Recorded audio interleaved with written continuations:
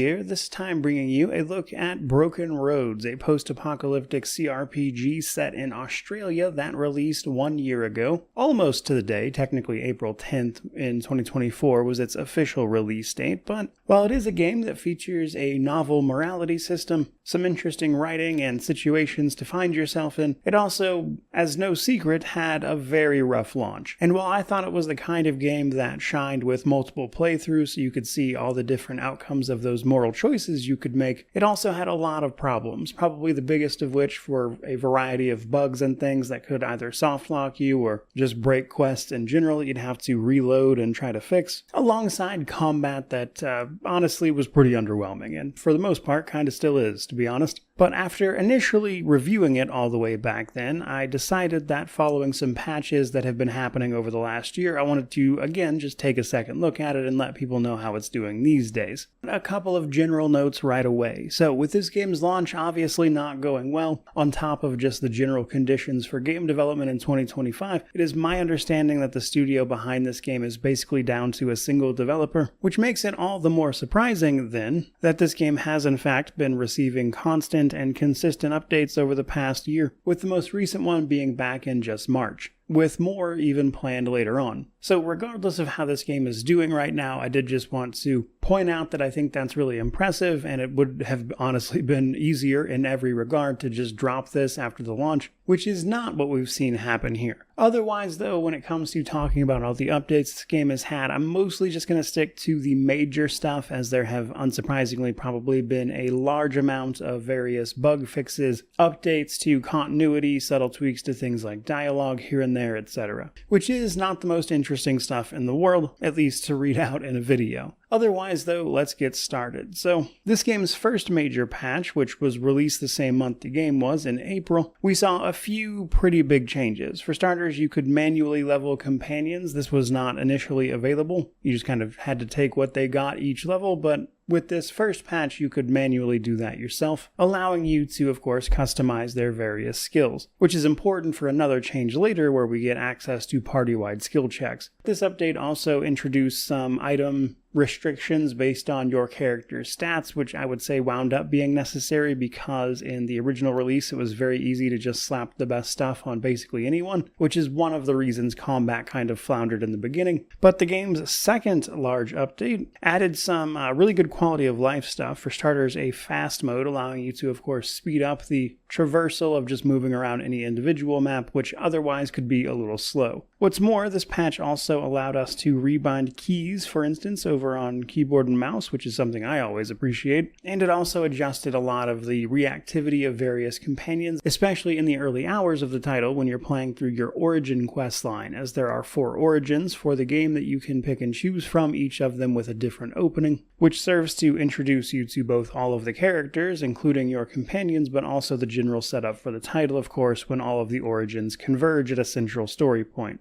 In this case, though, they just added a whole lot of reactivity to those companions, especially early on, allowing them to be a little more involved. Now, right around patch 3 is where things started to get a bit better for Broken Roads here. That is to say, the Steam reviews notably improved at that time before ultimately kind of settling back down at a mixed rating, which is what it is at now, as opposed to, I believe, the mostly negative that it launched at. The third large patch introduced a whole host of balancing changes. That is to say, balancing for things like individual items, the skill checks you'd run across, and even just things like vendors and the items they carried. A lot of this was adjusted and tweaked, items being changed in terms of how much action points they cost to use, vendors, as I mentioned, having their inventories reworked to simply carry more useful items in general, but also adjusted as you move through the game, and then skill checks, it was of course adjusted for the various difficulty of those checks along the way. So if anything, I would say patch 3 was just a very, very big patch focused on balancing specifically.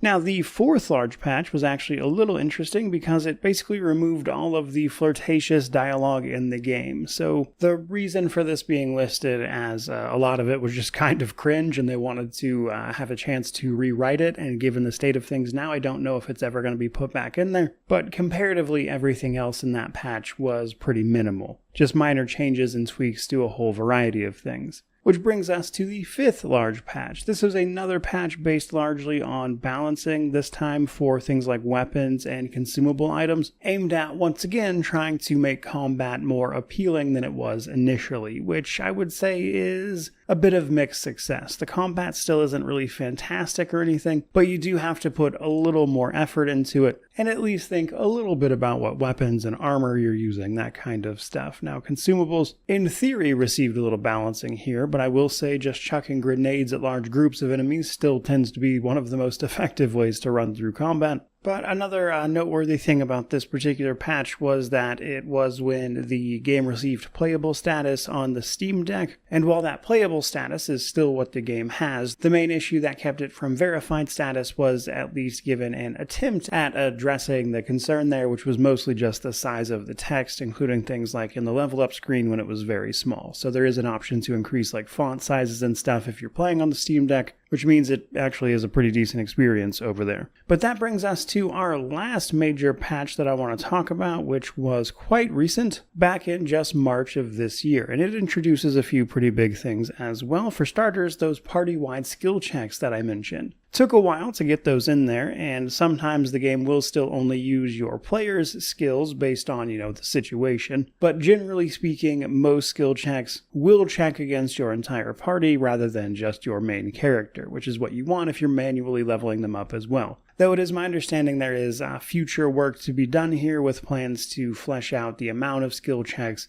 and the overall balance of them generally, that is to say how hard they are. With the rest of this patch focusing on smaller changes with things like adjustments to various bits of dialogue to make things more clear, especially in some early parts of the game with a few of the main characters. But there was actually an interesting quality of life change introduced with this patch as well, which is that the game will tell you when containers are empty now, which is always nice. But that kind of brings us to the current state of the game, which is a game that is mostly in a lot better shape than it was initially when it launched. A whole host of fixes, allowing you to get through the game much more easily and likely to encounter less bugs along the way as a result, and also the addition of some pretty crucial features like leveling up your own companions, party-wide skill checks, etc. While a lot of that is good, even with the balancing, though, a lot of it also hasn't really addressed some of the game's larger issues like combat that is underwhelming, and the fact that while novel, the game's morality system I do think can occasionally undercut some of the nuance and gray area associated with the various situations you'll find yourself in. But by and large, Broken Roads is better today than it was when it launched, for sure, and I still think it's a game that primarily comes into its own when you play through it multiple times to see things like the origins and different playstyles and just different outcomes to various situations. If you buy the game and just play through it the one time, I think you're more likely to find it underwhelming. Now, looking to the future, though, despite there only being one dev working on this currently, they do still have some big plans in regards to this. There is a future update planned to